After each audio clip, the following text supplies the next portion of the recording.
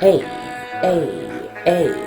Welcome everybody to Miss Glow's Kitchen, where there's sugar, spice, and everything nice, where we slice, dice, and entice, using everything we can, from peppers to allspice.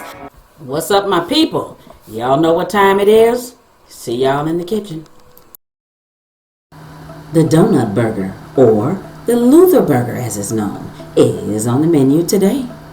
This is what you'll need to make it. You'll need ground beef, a glazed donut, lettuce, tomatoes, and cheese. And if you want to make it authentic, then you're going to use bacon, because that's what Luther Vandross ate on his.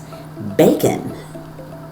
Alright, so you're going to get your burger cooked. So you're going to cook your burger the way you like it. So if you like it rare, you're going to do it rare. Medium well. You're going to do it to your own liking. Alright, your own taste. And so once you get that done, easy recipe, we're going to move on to the next step.